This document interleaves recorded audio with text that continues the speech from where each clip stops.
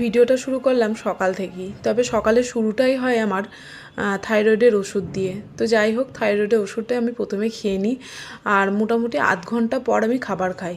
তবে জানো তো, সকালে ব্রেকফাস্ট বলো আর দুপুরের লাঞ্চ ডিনার এখন আমি খুব কম মশলারই খাই, আর সকালে ব্রেকফাস্ট তো একদম সিম্পল খাই। কিছু প্রবলেমের কারণেই আমাকে এই ধরনের খাবার খেতে হচ্ছে, বাট আমার ভালো লাগে না, কিন্তু কি করব বলো, খেতে তো হবেই নিজের শরীর ভালো রাখার জন্য। কারণ নিজের শরীর ভালো তো সব কিছু ভালো। তাই প্রথমেই আমি ওটস বানিয়ে নিই, একদম নর্মালি সিম্পলভাবে। কিছুটা ওটস দিই আর কিছুটা জল দিই, আর চিনির বদলে আমি কিছুটা গুড় দিয়ে ভালোভাবে ফুটিয়ে নিই। আর যে কোনো ফ্রুট থাকলে তার উপরে দিয়ে খেয়ে নিই। আজকে যেমন কলা ছিল, তাই কলাটাকে দিয়েই খেয়ে নিলাম।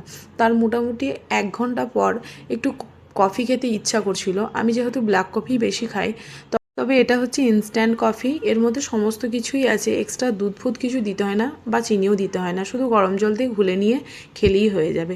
বাস, সকালের শুরুটা আজ এইভাবেই শুরু হলো।